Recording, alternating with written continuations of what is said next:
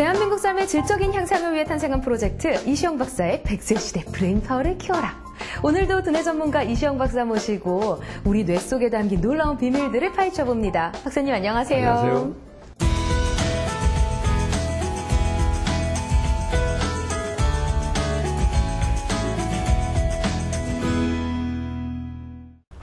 자, 요즘 정말 꽃들 때문에 밖에 나가는 게 즐겁거든요. 근데 이 식물들을 보고 꽃을 보고 또 식물을 키우는 것 자체가 마음에 안정을 주고 또 뇌를 상쾌하게 한다는 이야기가 있던데요. 정말인가요? 그렇습니다. 정말 꽃을 보면 꽃의 아름다운 기운이 사람에게 전달이 됩니다. 이걸 우리가 공명현사이라 그러는데 실제로 이 꽃을 보고 앉아 있으면 절로 마음이 편안하고 정말 아름다워집니다. 그래서 정말 꽃을 든 남자라 경남도 그러듯이 정말 이 꽃이라는 것은 우리 인간의 정서를 끝없이 정말 평화롭고 아름답게 이 순화를 시켜주는 아주 독특한 에너지가 있습니다. 그러니까 누가 꽃을 보고 앉아서 원수를 갚겠다고 이빨을 가는 사람은 없습니다. 네. 절로 마음이 이제 부드러워지니까 그러니까 이제 정말 항상 우리가 꽃을 가차히 할 수 있도록 그러니까 이제 우리가 식물을 뭐 밖에서 꼭 갖고 올 게 아니고 정말 방 안에도 우리가 정말 이 숲을 또 식물을 이 방 안에도 심어서 정원이 정말 내 마음에 들일 평안하게 아주 풍요롭게 아름답게 가꿀 수 있도록 방 안에도 식물을 하나 만들었으면 좋겠습니다. 네. 자, 이시영 박사의 100세 시대 브레인파워를 키워라. 이번 주에는 어떤 이야기를 해보나요? 이번 주는 이제 이 여성의 뇌, 특히 우울증에 걸린 여성의 뇌에 대한 이야기를 하려고 합니다. 건강보험공단에 따르면 우울증으로 진료를 받은 환자는 약 58만 명. 이 중 70%에 달하는 약 40만 명이 여성 환자인데요. 남성보다 여성 환자의 비중이 2.5배 정도 많은 셈입니다.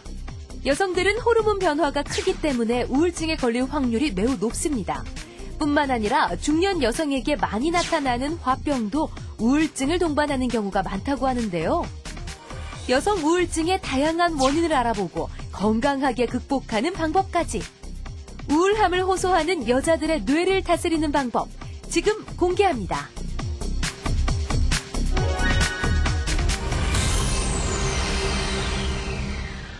우울함을 호소하는 여자들, 뇌를 다스려라. 지난번에는 우울함을 외면하는 남자들 이야기를 좀 해봤는데요. 이번에는 우울함을 호소하는 여자들이 문제인 건가요? 네.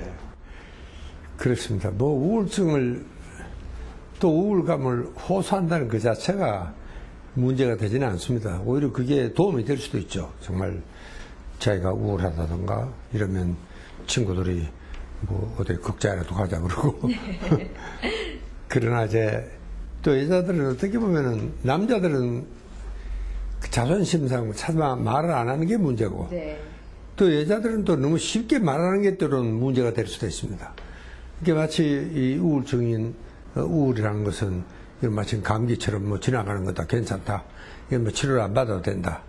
그러나 사실은 우울증은 치료를 받아야 될 정도로 왜냐하면 우울증은 항상 자살이라는 걸 생각을 해야 되기 때문에 정신과 의사들은 가볍게 넘기질 않죠.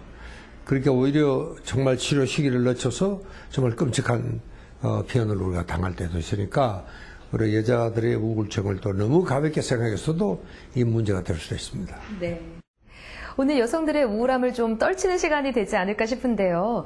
우울한 여성들에게 도움 말씀 주실 분 오늘 누구신가요? 네, 오늘은 우리 강북 삼성병원의 신영철 교수 모셨습니다. 안녕하세요. 반갑습니다.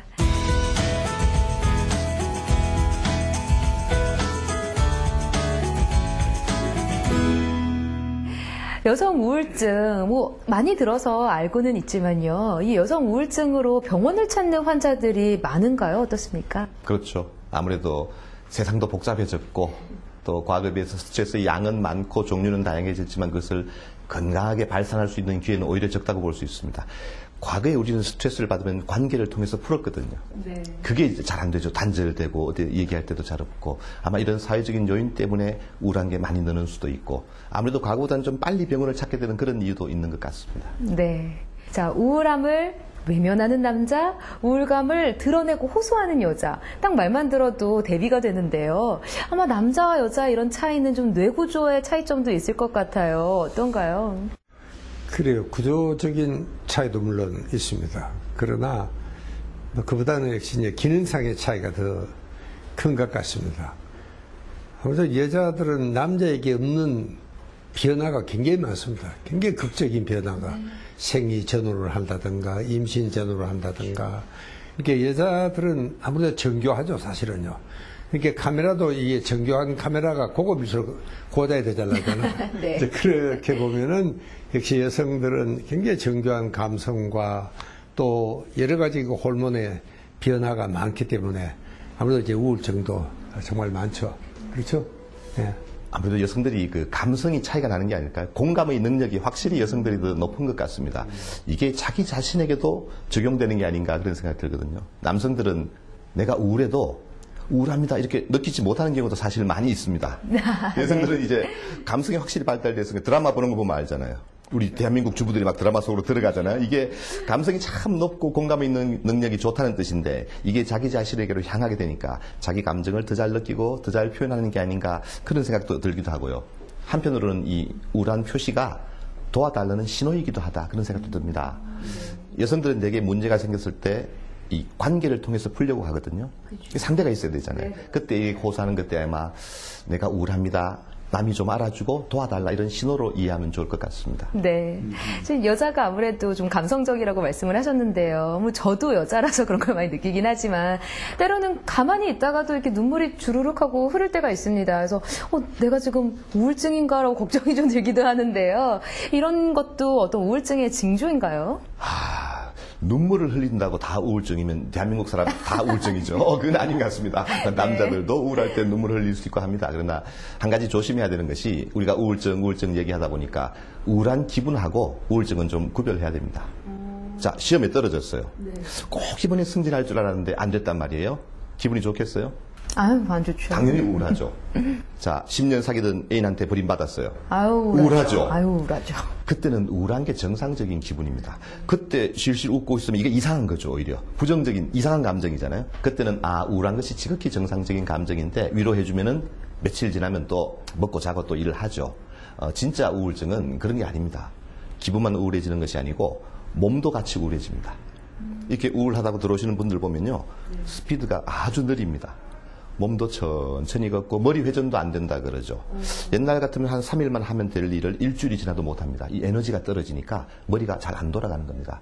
연세 드신 분들은 꼭 치매가 온 것 같다. 그래서 우리가 가성치매라 그러죠. 또 생각도 바뀝니다. 매사가 우울해지고 자꾸 부정적인 생각이 들고 과거에도 안 좋았고 지금도 안 좋았고 앞으로도 안 좋을 것이다. 이렇게 믿게 되니까 총체적으로 우울 증상이 오는 거죠. 그래서 생활에 지장이 있을 때 우리가 우울증이다 이렇게 얘기하는 겁니다. 네. 우울한 게 당연한 이야기에서 우울한 감정이 드는 거는 뭐 정상적인 일이고요. 우울증과는 확실히 다르다는 게 조금 이해가 되거든요. 물론 스트레스를 받아서 우울해졌다고 다 병이 아닌 것은 아닙니다. 네. 이게 오래 지속되어서 정말 일상생활까지 지장을 준다. 그러면 우리가 우울증을 할 수 있지만 일반적으로 사람의 감정은 스트레스 받으면 잠시 우울해질 수 있잖아요. 이걸 병이라고 할 수는 없습니다. 네. 근데 이런 의문이 또 생깁니다. 좀 아까 눈물 얘기를 좀 반대로 얘기해봐서요. 눈물을 흘리는 게 다 우울증이 아니라면 또 어떤 경우에는 눈물을 흘리고 나서 이렇게 카타르시스를 느낀다고 하잖아요. 해소되는 느낌도 분명히 들거든요. 그럼 적절할 때 좀 표현해주고 눈물을 흘리는 게 우울증을 어떤 예방하는 우울증으로 빠지지 않게 해주는 어떤 방법이 아닌가라는 생각이 좀 들거든요. 우리가 일반적으로 눈물이 좋다. 그럴 땐 역시 감동의 눈물이 최고의 묘약입니다. 우리가 무언가에 감동을 했을 때, 그때 정말 이 흘리는 눈물은 어떤 약보다도 좋다. 사람들은 이 웃으면 좋다. 특히 우울증 환자들에게도 기분이 우울할 때도 일부러라도 웃어라. 그럼 좀 좋아진다. 그런 것도 어느 정도까지는 사실이지만, 그러나 실제로 참 좋은 아주 감동적인 이야기를 듣고 감동적인 영화를 보거나 그래서 정말 펑펑 쏟아지는 눈물은 그보다 더 좋은 묘약은 없습니다. 눈물을 흘리면은 우울증에 걸리지 않는다. 이것은 상징적인 의미를 갖는 이야기 같습니다. 정말 눈물 흘린다고 우울증에 안 걸리진 않겠죠. 눈물을 흘린다는 말은 내 감정을 느끼고 겉으로 잘 표현한다는 뜻입니다. 대개 우울증에 잘 걸리는 사람들을 보면은 감정을 절제하고 억제하고 힘들어도 표현하지 않고 이런 사람들이거든요. 우리가 운다는 것은 내 감정을 적절하게 잘 표현할 수 있다. 어떤 면에서는 건강한 거죠. 그런 의미에서 아마 눈물이 우울증을 예방해준다 이런 이야기를 하는 것 같아요. 우리가 울면 다가가서 위로해주고 같이 아파하고 공감해주는 그런 기회를 얻게 되니까 건강한 거죠. 네. 감동의 눈물로 마음의 치료를 얻고 또 눈물을 흘림으로써 표현해서 다른 사람들에게끔 관심을 받을 수 있는 거. 이 눈물이 어떻게 보면 여성 우울증의 치료법이 될 수 있다는 생각이 좀 확실하게 좀 듭니다. 그래서 좀 영상을 준비해봤습니다. 눈물이 심리에 어떤 영향을 미치는지 심리학적으로 바라본 영상 준비했거든요. 함께 보시죠. 우울하면 눈물이 많아지는 여성들. 이 눈물에는 우울증에 빠진 여성들을 낫게 하는 힘이 있다고 합니다. 우울증에 걸리면 무엇보다 마음의 응어리를 풀어주는 것이 중요한데요. 감정 해소의 가장 효과적인 수단이 바로 눈물입니다. 고통스럽거나 좀 이제 괴로운 상황들이 지속될 때 감정을 억압하거나 억제하는 것이 이제 정신과적인 증상을 장기적으로 지속될 때는 만들 수 있는 측면이 있기 때문에 어떤 형태로든지 간에 감정이 표현되는 것이 바람직합니다. 그런 면에서 눈물을 흘린다는 것은 억압된 감정을 표현하게 해준다는 측면에서 긍정적인 효과를 가진다고 말할 수 있겠습니다. 눈물은 마음 깊은 곳에 감춰진 상처들을 끌어올려 굳어버린 마음을 부드럽게 만들어주는 효과가 있습니다. 스트레스로부터 몸을 지키려는 것인데요. 감정이 고조돼 눈물이 터지는 순간에 이르기까지 뇌파는 춤을 추고 심장 박동은 빨라집니다. 하지만 눈물을 흘리는 동안 심장 박동과 자율신경계는 안정된 상태를 보이죠. 이렇듯 눈물을 흘리는 건 뇌를 처음의 상태로 되돌리는 것과 같은 효과가 있습니다. 영국의 왕세자비 다이애나가 생을 마감한 후 화제를 모은 다이애나 신드롬에서 눈물의 효과를 확실히 알 수 있는데요. 다이애나의 죽음으로 큰 슬픔에 빠졌던 영국은 장례식이 거행되는 날 국민 전체가 흐느꼈었죠. 그런데 장례식이 있은 후 심리 상담소에 상담을 받으러 가는 사람들이 절반으로 줄었다고 합니다. 의학자들은 다이애나의 죽음으로 인해 흘린 눈물에서 그 답을 찾았습니다. 슬픔의 눈물을 장시간 흘리면서 스트레스가 풀렸고 정서적으로 안정돼 상담소를 찾을 일이 없어졌다는 것이죠. 눈물을 흘림으로 인해서 감정이 표현되게 되고 또 그럼으로 인해서 부정적인 감정들이 확대되지 않고 해소될 수 있는 그런 기회를 마련하게 됩니다. 또한 이제 대인관계 측면에서도 자신이 힘들어하고 있거나 괴로워하고 있는 상황들이 다른 사람들에게 이해될 수 있는 그런 기회가 될 수 있어서 의사소통에도 도움이 될 수 있겠습니다. 눈물은 부부관계 건강에도 도움을 준다고 합니다. 한바탕 울고 나면 문제를 냉정하게 돌아볼 수 있다고 하네요. 이처럼 눈물은 스트레스 호르몬 수치를 낮추고 면역력을 높일 뿐 아니라 치료에도 직접적인 도움을 줍니다.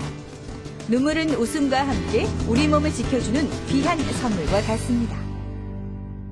여성 우울증 이야기 본격적으로 좀 짚어보겠습니다. 우선 원인을 알아야 이 경과도 알고 치료법도 알잖아요. 여성 우울증 원인부터 좀 알려주시죠. 원인이 참 다양하고 복잡합니다. 네.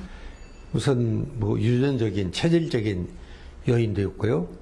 또 성격적인 요인도 있습니다. 우리 친구들 중에도 항상 명랑하고 잘 웃는 친구가 있느냐는 항상 우울한 이런 성격도 있잖아요. 네. 그런 친구들 참 친구하기도 힘든 이런 성격적인 경향도 있고요. 또 그다음에 이제 특히 우리 여성들은 이제 뇌 신경 뇌 여러 가지 호르몬의 변화가 굉장히 급작스럽습니다. 네. 생리 전후라든가 임신 전후라든가 이런 또 변화들도 또 이게 균형이 끼어질 때 이 우울증이 생길 수도 있고요. 그러니까 이 우울증의 원인은 굉장히 다양합니다. 그러니까 어떤 원인이든지 우리 뇌 신경의 제일 최종 주자는 역시 세로토닌입니다. 다른 물질도 있지만 네. 세로토닌이 부족하면은 정말 이건 우울증이 옵니다. 그래서 이 세로토닌을 어떻게 하면 활성화시킬 수 있을까? 또 어떻게 하면 이 세로토닌이 정말 떨어져서 우울증을 초래할 수 있을 정도로 심각하게 되지 않을까? 이런 걸 우리가 정말 연구를 많이 해보셔야 됩니다. 여성들의 인생이 사실은 남성에 비해서 훨씬 더 드라마틱합니다. 호르몬의 그렇죠. 변화가 정말 네. 크죠. 네네. 생리부터 출산 뭐 이런까지 남성보다 폐경도 워낙 뚜렷하게 나타나니까 그게 영향이 가장 큰 것 같고요. 심리적인 요인도 물론 있는 것 같습니다. 여성들의 일과라는 것이 사실은 일반적으로 요즘 많이 바뀌었지만 그래도 일이라는 것이 남성들에 비해서 뇌에 자극을 줄 수 있는 것들이 아닙니다. 늘 똑같은 일을 반복하게 되고 단순하죠. 거기에서 뭐 큰 보람을 얻는다라고 말하기가 좀 어렵습니다. 그래서 단순한 이런 자극들 때문에도 좀 더 내가 심심해지고 또 여성들이 사유가 좀 깊습니다. 어떻게 보면 참 고급스러운 이 사고방식을 여성들이 갖고 있는데요. 남성들이 되게 단순하죠. 과거에 사냥하던 거 생각하면은 정말 딱 한 가지만 생각하고 돌격 앞으로 하는데 여성들은 아이를 돌보고 가정을 꾸리고 여러 가지 일을 하려면 상당히 복잡한 이 뇌의 기능을 갖고 있고요. 또 발산하는 것도 그렇습니다. 아무리 세상이 좋아졌다 그러지만 여성들이 훨씬 더 건강하게 발산할 기회가 아직은 적습니다. 이런 것들이 종합적으로 작용해서 여성들이 좀 더 우울증에 취약한 게 아닌가 그런 생각이 듭니다. 네. 또 어떻습니까? 호르몬의 문제가 또 있지 않을까요? 호르몬상에 여성들이 우울증을 더 느낄 수 있는 부분들이 있으면 좀 짚어주시죠. 네, 여성들의 호르몬 변화가 남성에 비해서는 뭐 급격하게 나타나기 때문에 상당히 우울증에 취약합니다. 생리하죠. 또 임신하고 출산하고 폐경하고 이런 것들이 아주 변화가 기복이 심하게 나타나거든요. 이때 우울증에 취약한 현상을 보입니다. 우리가 폐경기 우울증 많이 오지 않습니까? 이런 것들은 꼭 심리적인 요인보다는 호르몬의 영향을 많이 받는다고 볼 수가 있겠습니다. 근데 항상 여성 우울증 하면 가장 대표적으로 나오는 연령대는 사실 갱년기 여성의 우울증입니다. 갱년기 여성들이 우울증을 정말 많이 앓잖아요. 그 여성들이 왜 우울증 종류가 그렇게 많은지 네. 역시 그 여성들이 그만큼 복잡하다는 이야기인데 그렇습니다. 이제 갱년기 우울증도 여성들에게는 굉장히 그 심각한 정말 문제고요. 또 이로 인해서 뭐 자살까지도 가게 되고 이렇게 갱년기가 되면 이제 호르몬이 일단 여성 호르몬이 일단 끝나니까 아 나는 이제 여자가 아니다, 쓸모가 없다.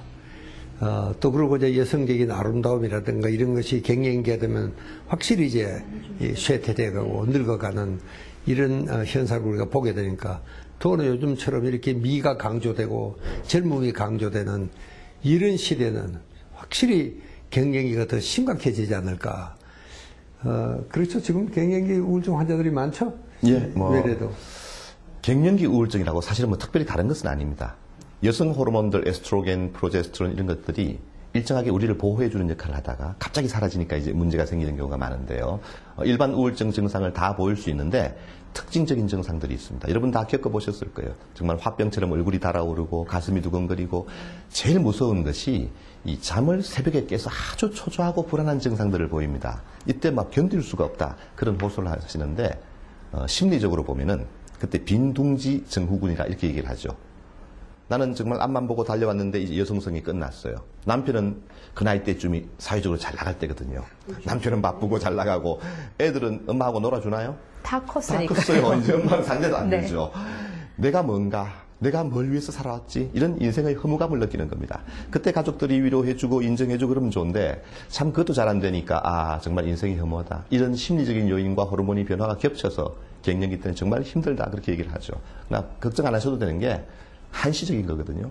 또 대부분의 사람들은 갱년기를 무난히 겪고 지나갑니다. 그러나 새벽에 깨서 정말 초조하고 불안하고 잠을 못 들 정도가 되면은 그건 치료를 받으셔야 됩니다. 제가 우리 갱년기 여성들에게 우리 옛 어르신 말씀이 틀린 말 하나도 없죠. 네. 틀린 말이 있습니다. 저는 인생은 짧다라고 늘 가르쳤는데 그렇게 생각하지 않습니다. 이제는 우리는 인생은 길다라고 생각해야 될 것 같습니다. 이제 반이나 남은 거거든요. 아 인생은 기니까 새로운 역할 찾아가지고 정말 뭐 멋지게 새로운 인생 살아보자. 그런 생각을 가져야 정말 앞으로 개척해 나갈 수 있을 것 같습니다. 그럼요. 인생은 길죠. 그래서 저희 프로그램 이름도 100세 시대 브레인파워를 키워라 아닙니까? 네. 자, 이 갱년기 여성들의 우울증도 좀 짚어봤는데요. 사실 제가 가장 공감하고 많이 지금 사례를 보고 있는 건 이 임신 후의 산후우울증입니다. 왜냐하면 뭐 가임기 연령들 뭐 결혼한 친구들이 좀 많이 있기도 하고요. 사실 어른들이 봤을 때는 아, 뭐 남들 다 하는 거 결혼해서 애 낳고 사는 거 뭐 이렇게 우울증으로 유별나게 구냐라고 말씀들을 하시는데 저희 입장에서는 너무나도 큰 변화거든요. 사실 좀 우울한 느낌이 들 수 있겠다고 저는 좀 공감이 돼요. 이 산후우울증 어떤 건가요? 그러네, 참 산후우울증이 또 빠졌네. 여자 우울증 이야기하다 정말 보니까. 중요합니다. 그렇습니다. 실제로 그 아기를 낳는 과정은 무척 힘듭니다. 며칠 동안 잠도 못 자죠. 정말 애썼고 신체적으로, 생리적으로 잠도 못 자고 심리적으로, 정신적으로 지칠 대로 지쳐 있는 겁니다. 실제로요. 그렇기 때문에 우선 이제 이 신체적인 피로가 이 산후 우울증에도 굉장히 큰 영향을 우선 미치고요. 또 이제 끝나고 나면 어떨 때는 요즘 우리 엄마들이 첫 경험 아닙니까? 첫 애기는요. 더더구나 이제 힘들죠. 그러니까 정말 잠을 제대로 못 자고 자다가도 애기 울면 일어나야 되죠. 그러니까 첫째 이 산후 우울증의 제일 심각한 원인은 물론 이제 급격한 호르몬의 변화도 있겠지만 실제로 이 아기를 키운다는 것은 중노동입니다. 요즘 엄마들이 혼자서 아기를 키운다는 게 굉장히 자신감이 없는 겁니다. 이걸 어떻게 키워야 될지. 그러니까 뭐 조금만 이상이 있으면 그만 소아과에 데리고 가게 되고. 그래서 이 산후 우울증 하는 것은 실제로 이 현실적으로 굉장히 그 엄마들에게는 정말 피곤한 이런 우울증이 올 수밖에 없는, 어떻게 보면 정말 이 피로 증세이다. 저는 그렇게 생각해도 다르지 않을 것 같습니다. 네. 예. 이 산후 우울증이 정말 어느 정도가 되는지 좀 궁금하거든요. 상당히 많은 수의 환자들이 있는지가 궁금합니다. 약간 구별해야 됩니다. 그러니까 이제 아기를 낳는 건 축복이잖아요. 그렇죠. 행복해야 되잖아요. 아기 낳고 나면은. 근데 많은 분들이 자기가 이상하다고 느낍니다. 아기를 낳고 하루 이틀 지났는데 기분이 우울하고 선생님 의욕이 없다 그래요. 이것은 정상적인 반응입니다. 산후 블루라 그래서 일시적으로 우울하다, 우울감이라 그럽니다. 이걸 우울증이라고 오해하면 안 됩니다. 아기를 낳고 나면요, 호르몬이 뚝 떨어지면서 일시적으로 우울한 기분을 느끼게 되어 있습니다. 거울을 보니까 정말 모습도 그렇고 아이 키우려니까 자신감도 없고 네. 모든 주변의 관심은 애한테 가 있고 이런 상황에서 일시적으로 우울한 느낌이 오거든요. 대개 수일 내로 끝이 납니다. 길어도 일주일 이상 가지 않는다 그래요. 눈물이 자꾸 난다 그래요. 선생님 제가 이거 이상한 거 아니에요? 애 낳으면 좋아야 되는데 그렇게 호소하는데 이거는 산후 일시적인 우울감이라고 해서 산모들의 한 50%가 거의 겪고 지나가는 것들이라고 그러고요. 어쩌면 당연한 그럼요. 거네요. 그 과정을 거치고 대부분 회복되니까 너무 걱정 안 하셔도 됩니다. 네. 근데 말씀해주신 것들은 어찌 보면은 이제 좀 산후 우울감이어서 당연히 좀 겪고 지나가는 것들이고 또 사회적인, 사회문화적인 이런 이유 때문에 겪는 건데 제가 본 뉴스에는요, 산후 우울증 때문에 뭐 자살을 하기도 하고요, 또 아이까지 뭐 극단적으로 이렇게 좀 하는 경우도 있었거든요. 네. 그런 식으로 우울증으로 빠지는 분들은 어떻게 된 건가요? 그거는 이제 전형적인 산후 우울증이라고 볼 수 있습니다. 그는 초반이기보다는 대개 한 1, 2주일 지나고부터 시작해서 대부분 한 달 이내로 생기는데 아주 늦게 생기는 경우도 있습니다. 그런 산후 우울증은 정말 심각하죠. 전혀 아이를 돌볼 수 있는 능력도 의지도 안 생기고 완전히 에너지가 떨어지고 일반 우울증과 비슷하지만 한 가지 조심해야 될 것이 있습니다. 산후에 보이는 많은 우울증이 나중에 보면은 단순한 우울증이 아니고 조울병의 증상인 경우가 꽤 있습니다. 주기가 있는 우울증이죠. 쉽게 말하면은 감정 기복이 심해지고 조증이라는 기간도 오고 우울증 기간도 오고 산후에는 이제 우울해 보이니까 이게 그냥 우울증이구나라고 생각하지만 나중에 보면은 조울증 성향이 있는 경우가 있습니다. 그래서 꼭 전문가의 평가를 받고 치료를 받아야 되고요.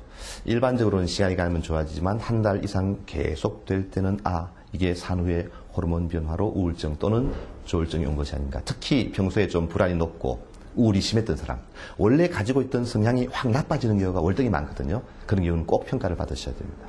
산후 우울증 빨리 치료를 좀 하고 벗어나야 되지 않을까라는 생각이 드는데요. 이 치료 방법들 또 벗어날 수 있는 방법들을 영상으로 좀 준비를 해봤습니다. 영상 함께 보시죠. 아름다운 그녀들도 피해갈 수 없는 산후 우울증. 국내 여배우와 할리우드 여자 스타들도 출산 후 우울증이 심해져 힘든 시기를 보냈다고 하는데요.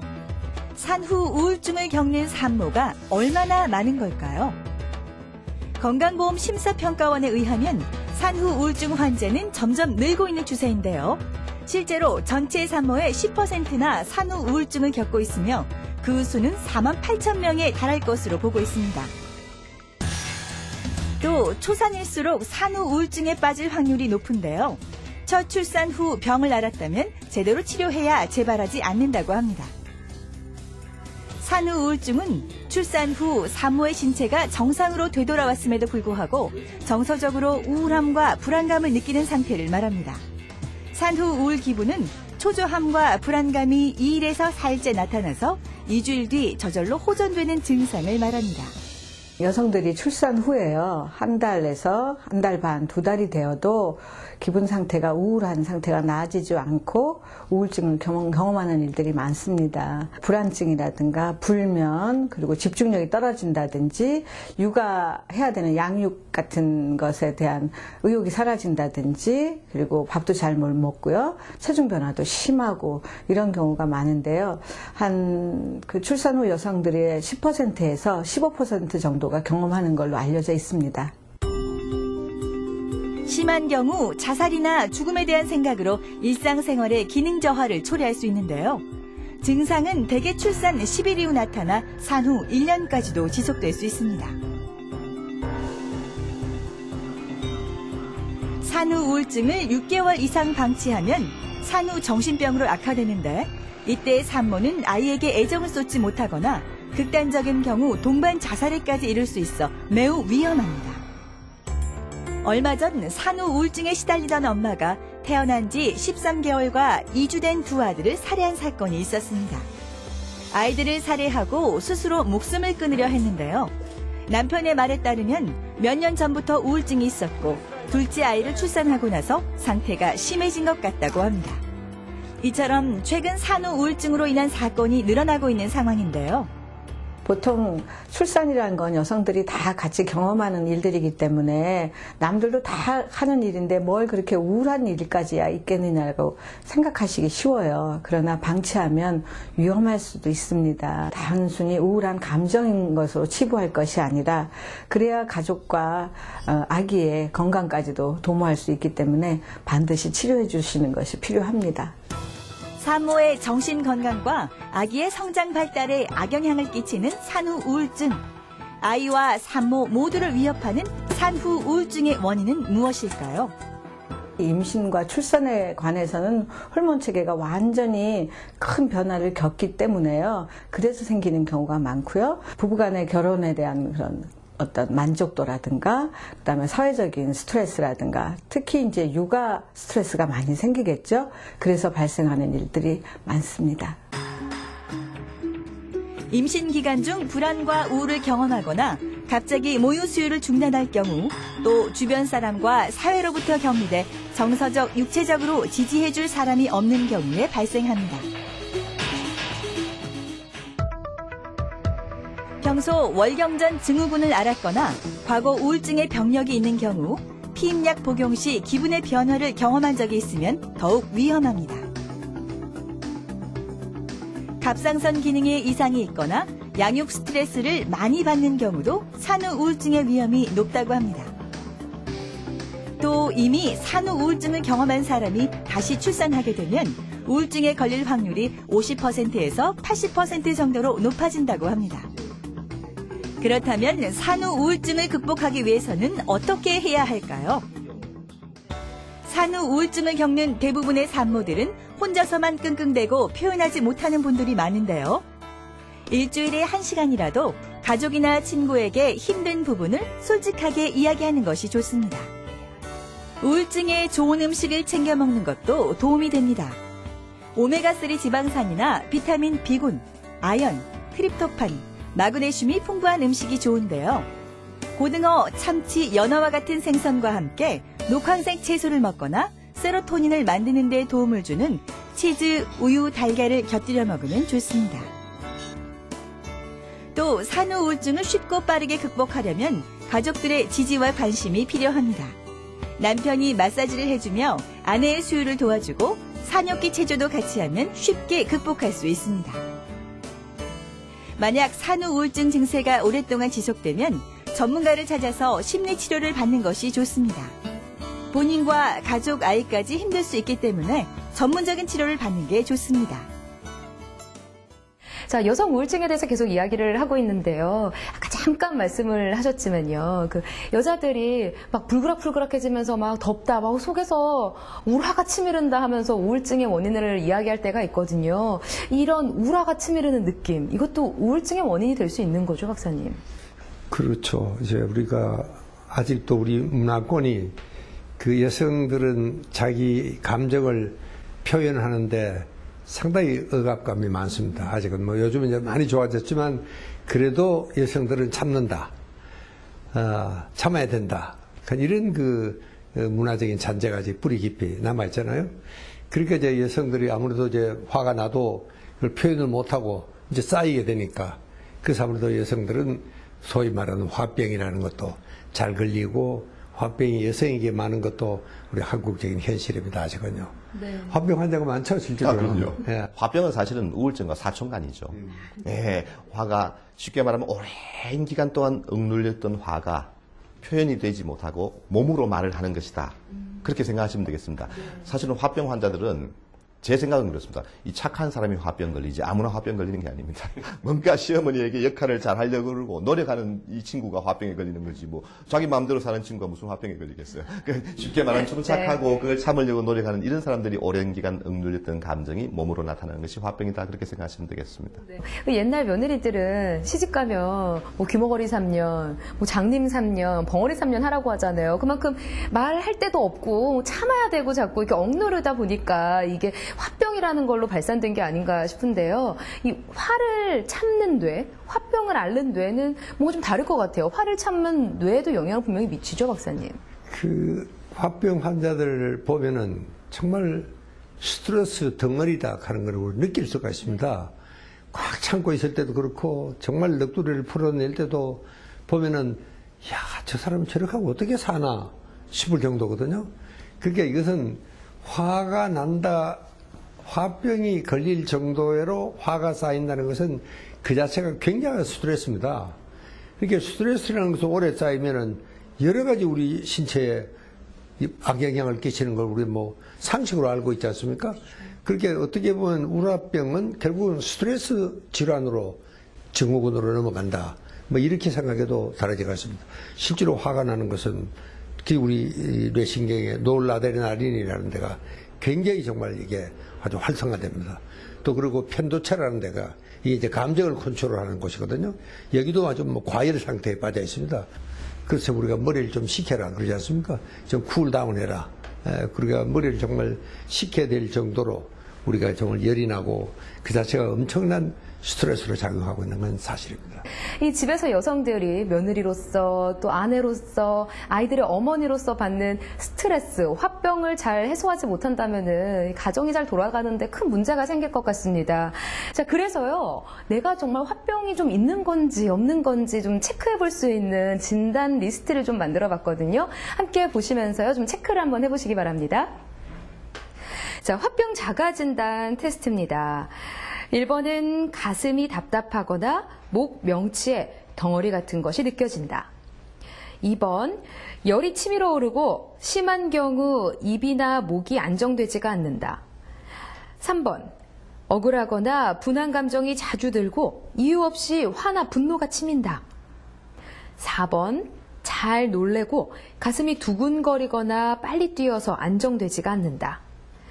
5번, 깊은 숨이 쉬어지지 않고 숨이 가빠지며 호흡이 불안정해진다.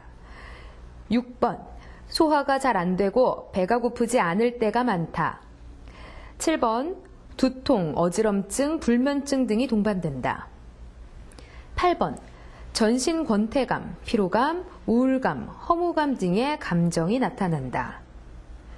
교수님과 박사님께서 좀 얘기해 주셨던 증상들이 많이 포함이 좀 되어 있는데요. 8개 문항 중에서요, 몇 개에 해당하면 화병이라고 생각을 해야 하나요? 대개 한 반쯤 해당이 되면 한 4개 이상이거나 또 그런 것이 한 6개월 이상 지속이 된다면은 이분은 상당히 힘든 상황이 있다. 그러니까 아마 화병이라고 진단해도 아마 다르지 않을 겁니다. 그러니까 일단 이제 그 정도 되면은 이 우울증뿐만 아니고 다른 여러 가지 증상들이 이제 정말 질환들이 함께 따라오는 수가 많죠. 예. 화라는 것은 사실은 자율신경이 흥분하는 거죠. 네. 우리가 화날 때 보면 막 가슴도 두근두근하고 막 치밀어 오르잖아요. 불안과 똑같습니다. 불안할 때도 가슴 뛰고 막 그렇잖아요. 예. 긴장이 극도로 올라간 상태죠. 이게 제대로 풀리지 않으면 문제가 생기죠. 면역도 떨어지게 되고요. 쉽게 생각하면 이러시면 됩니다. 우리가 평소 같으면 넘길 일도 내가 지금 짜증나고 긴장되고 이런 상태에서 툭 건드리면 화가 나잖아요. 화가 화를 부르는 겁니다. 내가 편안한 상태에서는 들어도 그냥 넘길 수 있는 일인데 내가 지금 편치 않아. 화가 쌓여 있어. 이런 상태에서는 작은 자극에도 민감해지거든요. 이게 이제 더 큰 문제를 일으킬 수도 있다. 화를 이렇게 줄이고 푼다는 게 너무나 중요한 일이라는 걸 아셔야 됩니다. 네. 아니, 그럼 중요한 건 어떻게 다스려야 하는 건가요? 그렇죠. 뭐 정말 병적으로 화병에 걸리고 할 때는 우울증과 똑같이 치료를 하고요. 한 가지 중요한 것은 이 몸으로 발산하는 것을 좀 하셔야 돼요. 화병 환자들은 정말 이게 쌓여있는 게 너무 많기 때문에 이걸 어떻게든 발산시켜야 되는데 가능하면 이제 몸을 움직여서 발산하는 게 가장 좋은 것 같아요. 운동을 하면 긴장이 줄어듭니다. 또 끝나고 난 뒤에 이완이 되면서 좋은 도파민 호르몬이 나오면서 기분도 좋아지고요. 그래서 우울증처럼 뭐 리듬을 잘 가져가는 게 중요하고 잠 잘 자고 잘 먹는 게 너무나 중요하죠. 여러 가지 연구를 봐도 급성화는 3분을 넘기지 않는다 그럽니다. 우리가 요즘 자꾸 자기 표현을 하라 그러니까 화나면 내가 표현을 해야 되는구나. 화가 났다고 그거는 사실은 건강한 방법이 아닙니다. 우리가 화를 내는 이유는 관계를 좋아지게 하기 위해서 화를 내는 거예요. 결과를 좋게 하기 위해서. 근데 불행하게도 우리가 정말 화만 내게 되면은 관계가 단절되거나 더 악화되죠. 되게 부정적입니다. 그래서 제일 급성기 때 쓸 수 있는 방법은 정말 내가 화가 압도당했다. 그럴 때는 이성적인 판단이 마비되니까 뒤로 돌아서십시오. 짧게는 3초. 아무리 길어도 3분을 넘기지 않습니다. 그 다음에 조금 뇌를 차갑게 식히고 그래도 정말 내가 화가 날 상황인가? 내가 해석을 잘못한 것은 아닌가? 이런 걸 생각한 다음에 그 다음에 필요하다면 그것을 언어로 표현할 수 있는 방법이 중요하겠죠. 두 분께서 이 화병의 원인과 또 화병이 어떤 증상들이 나타나는지 또 화병을 어떻게 하면 치료법이 있는지까지 쭉 짚어주셨는데요. 영상으로 이 화병의 치료법들을 조금 더 자세하게 모아봤습니다. 영상 보시고요. 계속해서 이야기 이어갑니다. 참는 것이 미덕인 문화 때문에 화병은 우리나라에서 흔한 병인데요. 대체로 우울한 감정을 동반하는 경우가 많다고 합니다.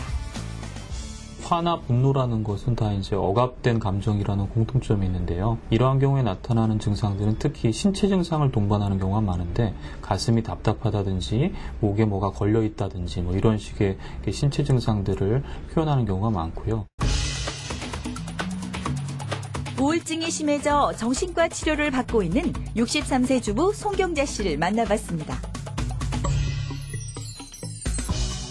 사람이 안정이 안 되니까 TV도 보기 싫고 누가 남이 얘기를 해도 듣기 싫고 답답하고 울적하고 하더라고요. 세상이 귀찮다. 너무 싫다. 막 그런 생각으로 자꾸 머리에서 그냥 계속 우울한 감이 자꾸 젖어들더라고요. 세상에 마음을 닫은 채 우울함에 잠겨지는 송경자 씨. 감정을 밖으로 드러내지 못하고 혼자 끙끙 앓는 생활이 계속됐다고 합니다. 가슴속 슬픔과 분노가 병을 키운 것인데요. 이런 상태가 계속되자 몸에도 이상이 나타났다고요. 우울증이 심해지자 가슴 답답함과 통증, 속쓰림 등의 증상이 나타났다고 합니다. 우울감, 무기력감과 함께 잠을 잘 못 주무시고 또 소화가 안 되고 식욕이 떨어지는 등의 신체 증상이 동반되어 있었고요. 부정적인 감정이나 뭐 화가 난다든지 이런 것이 있다고 하더라도 다 억압하시는 편이기 때문에 이런 감정들이 계속 쌓여서 결국은 이제 정신과적인 증상들을 만들게 되는 것 같습니다. 송경자 씨처럼 우울과 화가 함께 나타나는 경우 다른 정신질환으로 이어질 수 있어 반드시 치료가 필요합니다. 또 심장병 등의 신체 질환으로 이어져 심각한 위험을 불러올 수 있다고요. 약물과 상담을 통해 치료를 받고 있는 송경자 씨. 최근에는 우울증과 화병 증세가 많이 호전돼 일상생활에 활기를 되찾아가고 있다고 합니다. 항우울제와 항불안제를 병합해서 사용하는 이제 정신과적인 약물 치료를 받으셨고요. 그러한 증상들이 발생한 이유에 대해서 심리학적인 부분들을 같이 탐색해드리는 그런 지지적인 면담을 통한 정신치료를 병행해서 시행했습니다. 송경자 씨처럼 억눌린 분노를 동반한 우울증의 경우 감정을 풀어주는 것이 무엇보다 중요합니다. 부정적인 감정이 억압되는 경우에는 그것이 어디로 이제 가지 않고 결국은 자기 안에 무의식 속에 고스란히 쌓일 수 있는 거기 때문에요. 어떤 형태로든 간에 표현하는 것이 중요한데 스트레스가 지속적이거나 이럴 때는 보다 더 건강한 방법, 예를 들어서 뭐 운동이라든지 이런 것들을 통해서 해소해 나가는 게 바람직하겠습니다. 생활 속에서 적절하게 스트레스를 관리하는 것이 중요한데요. 화를 다스리는 방법에 대해 알아볼까요? 화가 날 때는 1부터 10까지 숫자를 세며 심호흡합니다. 숫자를 세는 동안 마음이 느긋해지면서 화를 진정시킬 수 있습니다. 분노는 밖으로 표출하는 것과 안으로 사귀는 것 모두 좋지 않습니다. 명상이나 요가, 심호흡, 운동 등으로 대처하는 것이 좋습니다. 화가 나서 도저히 참을 수 없을 때는 잠시 쉬면서 상황을 되짚어보거나 자리를 피하는 것도 방법입니다. 차분해진 뒤 다시 대화를 나누는 것이 좋습니다. 또 분노로 생긴 공격성을 건강하게 해소하기 위해 운동을 하는 것도 좋은 방법입니다.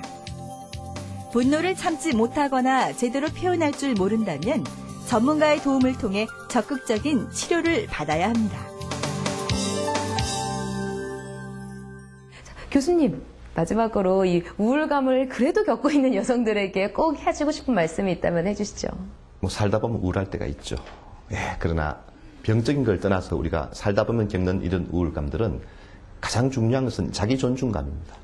정말로 내가 귀한 사람이고 내가 살아온 인생이 가치가 있을 때 웬만한 스트레스는 다 이길 수 있거든요. 네. 자, 우울한 기분을 좋게 하자 그런다고 기분이 좋아지는 것은 아닙니다. 그건 할 수가 없는 방법이죠. 그러나 우울한 기분을 만드는 생각과 행동을 바꿀 수 있는 겁니다. 내 삶이 가치가 없어. 내가 바보 같아. 우울할 수밖에 없잖아요. 그걸 바꾸는 겁니다. 우울하다고 밖에 안 나가고 친구 안 만나고 고립됩니다. 이걸 바꾸니까 기분은 저절로 좋아지더라는 뜻입니다. 네, 내 자신을 사랑하는 게 내 자기 존중감을 높이는 게 제일 중요한 게 아닌가 싶습니다. 자, 오늘 여성 우울증에 대해서 쭉 이야기 나눠봤는데요. 교수님 좋은 이야기 너무 많이 해주셔서요. 저는 정말 많이 배우고 갑니다. 박사님 오늘 정말 감사합니다. 네, 감사합니다.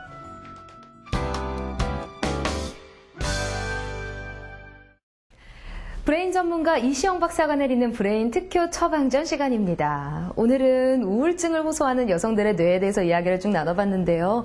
박사님, 특효 처방전 내려주시죠. 그렇습니다. 이 우울증이라면 제일 중요한 게 이제 자기 자신이 없어지는 상태입니다. 자기는 형편없다. 그게 우울할 수밖에 없죠. 그래서 저는 오늘 나 자신을 사랑하라. 조금 쉽고 더 어려운 이야기인데 네. 성희도 이 여성들은 결혼하면요 이름도 없어져 버립니다. 뭐 누구 댁, 뭐 누구 엄마, 뭐 앞집, 뭐 아줌마.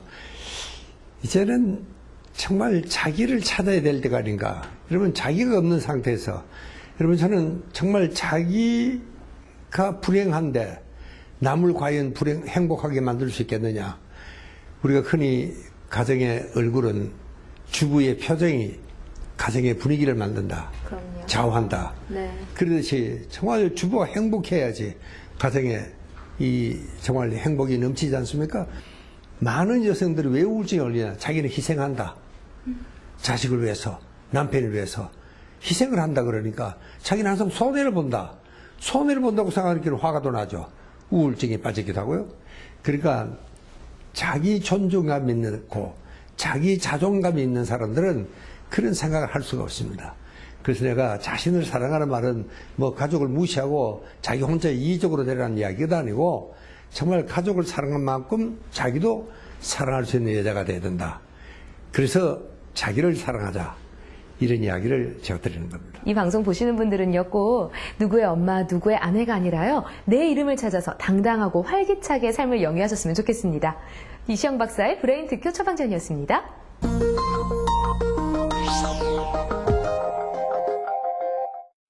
마음을 읽는 두뇌 이야기를 풀어보는 시간, 뇌과학 마음을 읽답니다. 우리는 뉴스에서 종종 약물 중독에 관한 이야기를 접합니다.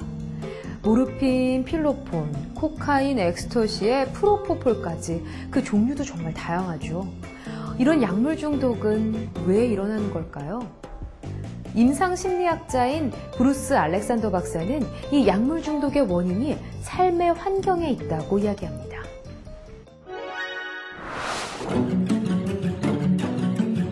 1981년 캐나다 임상심리학자 브루스 알렉산더는 약물 중독의 원인을 밝혀내고자 한 가지 가설을 세웠습니다.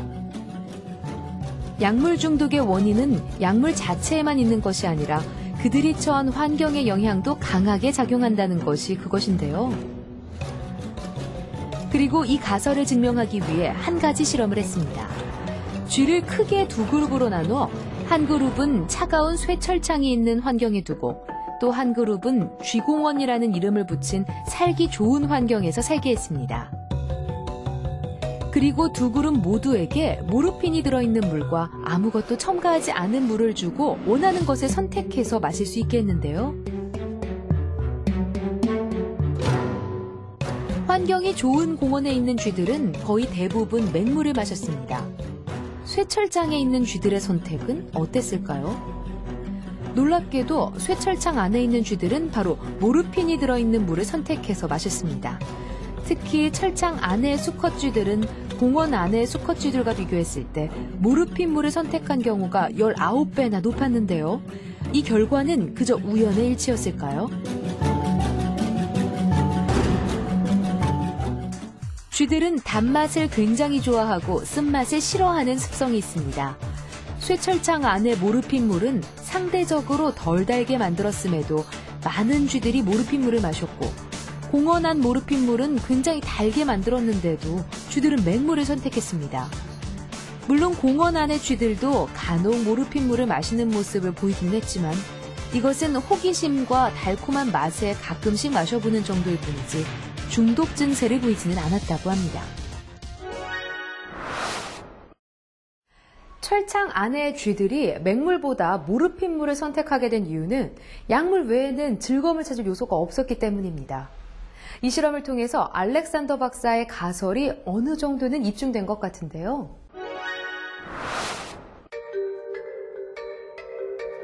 브루스 알렉산더의 또 다른 실험입니다. 이번에는 쥐들을 철창 안에 가둬두고 선택권 없이 모르핀 물만 마시게 했습니다. 50일에서 60일 정도의 시간이 흐른 뒤에 쥐공원으로 옮겨졌는데요. 이때 모르핀 물과 맹물의 선택권이 주어졌을 때 쥐들은 어떤 물을 선택했을까요? 모르핀 물에 오랫동안 노출됐던 쥐들이 놀랍게도 맹물을 선택했습니다. 쥐들은 모르핀 물에 약간의 의존 증세를 보이기는 했지만 심각한 중독 증세를 보이진 않았고 첫 번째 실험에서 공원에 살던 쥐들과 마찬가지로 맹물을 선택한 건데요. 이 실험을 통해서 알렉산더는 약물 중독은 약물 자체의 중독성에 의한 것이 아니라 주변 환경의 영향이다라고 주장했습니다. 물론 인간은 이 쥐들보다 훨씬 고등한 동물이기 때문에 쥐 실험의 결과를 정확히 인간에게 적용시킬 수는 없습니다. 행복과 불행을 느끼는 감정은 인간은 훨씬 더 고차원적인 원리로 만들어지니까요. 하지만 이 실험의 결과를 적절히 수용할 필요는 분명히 있는 것 같습니다. 약물 중독자들을 약물에게서 무조건 떼어놓거나 하지 못하게 하는 1차원적인 치료법이 아니라 그들이 가지고 있는 심리적인 고통을 좀 바라보고 환경을 적절하게 바꿔주는 방법을 선택하는 게 어떨까요? 뇌과학 마무리 따였습니다.